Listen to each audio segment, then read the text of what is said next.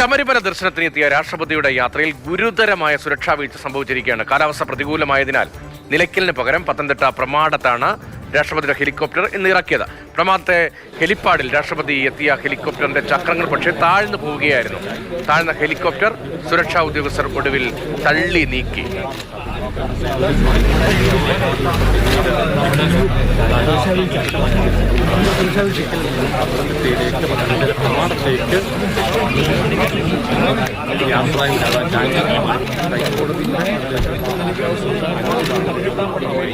രാഷ്ട്രപതി ദ്രൗപദി മുർമു പമ്പയിൽ എത്തി എന്നാണ് പുതിയൊരു അപ്ഡേറ്റ് കൂടി വരുന്നത്. പ്രമാണത്ത് നിന്ന് റോഡ് മാർഗമാണ് രാഷ്ട്രപതി പമ്പയിൽ എത്തിയത്.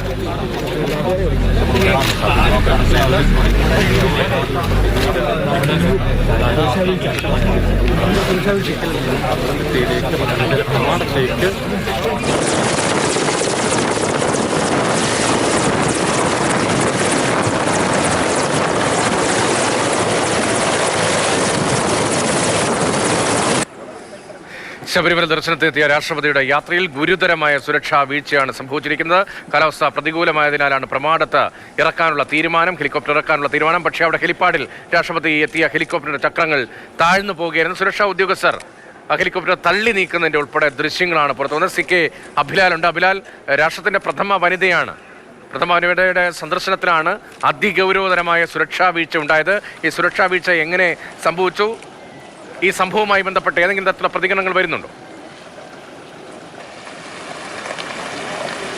നിലയ്ക്കലിൽ രാവിലെ 10:20 രാഷ്ട്രപതി ഹെലികോപ്റ്റർ ഇറങ്ങും എന്നുള്ളതായിരുന്നു ഇന്നലെ വൈകുന്നേരം വരെയുള്ള അറിയിപ്പ്. എന്നാൽ നിലയ്ക്കൽ മേഖലയിൽ ഇടവിട്ട് പെയ്യുന്ന മഴ, ഒപ്പം തന്നെ മൂടൽ മഞ്ഞ്, ഈ സാന്നിധ്യമാണ് മാറ്റി ചിന്തിക്കാൻ സുരക്ഷാ ജീവനക്കാരെയും അതോടൊപ്പം തന്നെ ജില്ലാ ഭരണകൂടത്തെയും പ്രേരിപ്പിച്ചത്. അങ്ങനെ ഇന്നലെ വൈകുന്നേരത്തോടു കൂടി ഒരുപക്ഷേ ലാൻഡിംഗ് എന്നുള്ളത് പത്തനംതിട്ട നഗരകേന്ദ്രത്തിൽ നിന്നും 3 കിലോമീറ്റർ മാറി പ്രമാടം ഇൻഡോർ സ്റ്റേഡിയത്തിന് സമീപമുള്ള ഇടത്തേക്ക് മാറ്റാൻ വേണ്ടി ആലോചിക്കുന്നു. അങ്ങനെ ഒരു ട്രയൽ റൺ ആദ്യം ക്രമീകരിക്കുന്നു. ശേഷം ഹെലിപ്പാഡ് 3 സജ്ജമാക്കുക എന്നുള്ളതായിരുന്നു പിന്നീടുള്ള ആലോചനകൾ. അങ്ങനെ താൽക്കാലിക അടിസ്ഥാനത്തിൽ ഹെലിപ്പാഡ് നിർമ്മിച്ചത് കോൺക്രീറ്റ് ചെയ്തുകൊണ്ടാണ് 3 ഇടങ്ങളിലായി, അതായത് ഒരു 100 മീറ്റർ വ്യത്യാസത്തിൽ 3 ഇടങ്ങളിലായി അത്തരത്തിൽ ഉള്ള ക്രമീകരണം ചെയ്യുന്നു. അതായത് രാത്രി ചെയ്ത അല്ലെങ്കിൽ ഒരു രാത്രി കൊണ്ട് മാത്രം ഇത് സെറ്റാവുകയില്ല അല്ലെങ്കിൽ ഉറയ്ക്കുകയില്ല എന്നുള്ളത് നമുക്കൊക്കെ തന്നെ അറിയാവുന്ന കാര്യമാണ്. അങ്ങനെയാണ് താൽക്കാലിക അടിസ്ഥാനത്തിൽ, പ്രത്യേകിച്ചും പത്തനംതിട്ടയിലും ഇടയ്ക്കിട്ട് മഴ പെയ്യുന്നു എന്നതിനാൽ തന്നെ ഒരു പക്ഷേ സാധാരണ മണ്ണിൽ, മൈതാനത്തെ സാധാരണ മണ്ണിൽ ഹെലികോപ്റ്റർ ഇറക്കിയാൽ കൂടുതൽ താഴാനുള്ള സാധ്യത കൂടി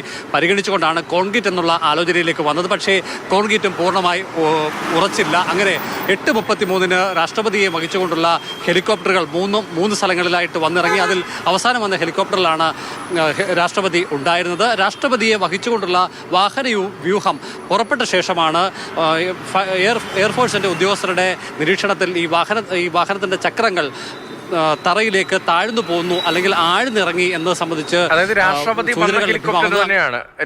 വന്ന ഹെലികോപ്റ്ററിന്റെ ചക്രങ്ങൾ തന്നെയാണ് ഈ താഴ്ന്നു പോയതല്ലേ? അതെ, 3 ഹെലികോപ്റ്ററുകളാണ് വന്നത്. ആദ്യം വന്ന ഹെലികോപ്റ്ററിൽ സുരക്ഷാ ജീവനക്കാരുണ്ടായിരുന്നു. അവരെ ഇറക്കിയ ശേഷം വാഹനം കടന്നുപോയി. പിന്നീട് രണ്ടാമതായതും പിന്നീട് ഏറ്റവും ഒടുവിൽ 3ാമതായി എത്തിയ ഹെലികോപ്റ്ററിലാണ് രാഷ്ട്രപതി ഉണ്ടായിരുന്നത്. രാഷ്ട്രപതിയെ സ്വീകരിച്ച് അവരെ വാഹനത്തിലേക്ക് കയറ്റിയ ശേഷം വാഹന വ്യൂഹം മൈതാനത്ത് നിന്നും പുറപ്പെട്ട ശേഷമാണ് ഈ ഹെലികോപ്റ്ററിൻ്റെ ചക്രങ്ങൾ കോൺക്രീറ്റിലേക്ക് ആഴ്ന്നിറങ്ങിയതായി ബോധ്യപ്പെട്ടത്. തുടർന്ന് സത്യത്തിൽ അവിടെ ഉണ്ടായിരുന്ന പോലീസുകാരും ഫയർഫോഴ്സ് ജീവനക്കാരുമാണ് ഇതുമായി ബന്ധപ്പെട്ട തുടർ നടപടികൾ സ്വീകരിച്ചത്. ദൃശ്യങ്ങളിൽ കാണുന്ന സത്യത്തിൽ വാഹനങ്ങളൊക്കെ തള്ളുന്നത് നമ്മൾ കണ്ടിട്ടുണ്ട്. എന്നാൽ ഹെലികോപ്റ്റർ തള്ളുന്നത് ഒരു ആദ്യത്തെ ദൃശ്യമാണ്. അത് പ്രഥമ വനിത വന്ന ഹെലികോപ്റ്റർ തന്നെ തള്ളേണ്ട സ്ഥിതി വരികയും ചെയ്തു. അതായത് നിലയ്ക്കലിലൊരു പ്രശ്നം ഉണ്ടായ സമയത്ത് പ്ലാൻ ബി എന്ന നിലയിലാണ് പ്രമാണത്തേക്ക് മാറ്റിയത്. പക്ഷേ പ്രമാണത്തേക്ക് മാറ്റുന്ന സമയത്ത് ഒറ്റ രാത്രി മഴയുണ്ടായിരുന്നു. രാത്രി കൊണ്ട് അത് പൂർണ്ണമായിട്ട് സെറ്റായിട്ടില്ല എന്നുള്ളതുകൊണ്ട് തന്നെയാണ് ചെറിയ രീതിയിൽ താഴേക്ക് ആഴ്ന്നിറങ്ങുന്ന, അവരെ സൂചിപ്പിച്ച പോലെ താഴേക്ക് ആഴ്ന്നിറങ്ങുന്നു. അതിനുശേഷം ഒരു കൗതുകമാണ്. കാര്യം ഒരു പ്രഥമ വനിത വരുന്ന സമയത്ത് ഇത്തരത്തിലുള്ള ഒരു സുരക്ഷാ വീഴ്ച എന്ന് പറയാൻ സാധിക്കുമെന്ന് തോന്നുന്നില്ല. എങ്കിൽ പോലും ഇത്തരത്തിലുള്ള ഒരു കാര്യങ്ങളൊക്കെ പരിശോധിക്കേണ്ടതായിരുന്നു, അല്ലെങ്കിൽ അതുപോലുള്ള സ്ഥലങ്ങൾ പരിഗണിക്കേണ്ടതായിരുന്നു. എന്തായാലും രാഷ്ട്രപതി പോയ ശേഷമാണ് ഇത്തരത്തിലുള്ള ഒരു സംഭവം ഉണ്ടായത്, ശ്രദ്ധയിൽപ്പെട്ടു. ഇനി തിരിച്ച് രാഷ്ട്രപതി നിലയ്ക്കൽ നിന്ന് മടങ്ങുമോ അതോ പ്രമാണത്തേക്ക് വരുമോ എന്നുള്ളതാണ് കാര്യം. ആദ്യം വന്ന ഹെലികോപ്റ്റർ നേരെ പോയത് നിലയ്ക്കലിലേക്കാണ്. നിലയ്ക്കലിലെ അവസ്ഥ എന്താണ്? പക്ഷേ ഉച്ചയ്ക്ക് ശേഷം ഒരു മൂടൽമഞ്ഞിൻ്റെ ഒരു അവസ്ഥയോ അല്ലെങ്കിൽ മഴയൊക്കെ ഉണ്ടാകാനുള്ള സാധ്യതയുണ്ട്. സാധാരണ ആ മേഖല അങ്ങനെയാണല്ലോ. രാഷ്ട്രപതി അട്ടത്തോട് കടന്നു പോകുന്ന സമയത്ത് ആ മേഖലയിലുള്ള ആൾക്കാരൊക്കെ തന്നെ നമ്മൾ ദൃശ്യങ്ങളിൽ നിന്ന് കാണേണ്ടതാണ്. കൊച്ചു കുട്ടികളൊക്കെ തന്നെ ഇറങ്ങി നിന്ന് രാഷ്ട്രപതിയെ കാണാൻ വേണ്ടി നിൽക്കുകയൊക്കെ തന്നെ ചെയ്തു. പമ്പയിലേക്ക് എത്തിയിരിക്കുന്നു. അല്പം നേരത്തെയാണെന്ന് തോന്നുന്നു രാഷ്ട്രപതി എത്തിയത്. ഒരു 10-20 മിനിറ്റ് നേരത്തെ ആയിട്ടാണ് വന്നിട്ടുള്ളത്. അതുകൊണ്ട് തന്നെ ഈ തിരിച്ച് മടക്കവും നേരത്തെ ആകുമെന്നുള്ളൊരു കാര്യം കൂടിയുണ്ട്. എന്തായാലും സാമിയപ്പർ റോഡ് വഴിയാണ് പോകുന്നത്. പമ്പയിലെത്തി കാല് നനച്ച് അതിനുശേഷം ഇരുമുടിക്കെട്ടും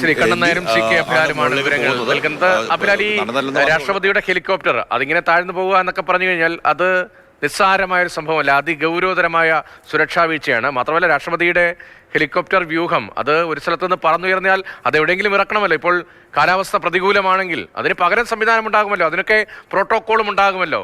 ജില്ലാ കളക്ടർ ഭാഗത്ത് നിന്ന് പ്രതികരണമുണ്ടോ? ജില്ലാ കളക്ടറാണല്ലോ ഒന്നാമതായി ഈ ഹെലികോപ്റ്റർ അടക്കമുള്ള അത്തരം സർവീസുകളുടെയൊക്കെ ചുമതലക്കാരൻ, അതിന് അനുമതി നൽകുക, അതിന്റെ ക്രമീകരണം ഏർപ്പെടുത്തുക ജില്ലാ കളക്ടറാണ്.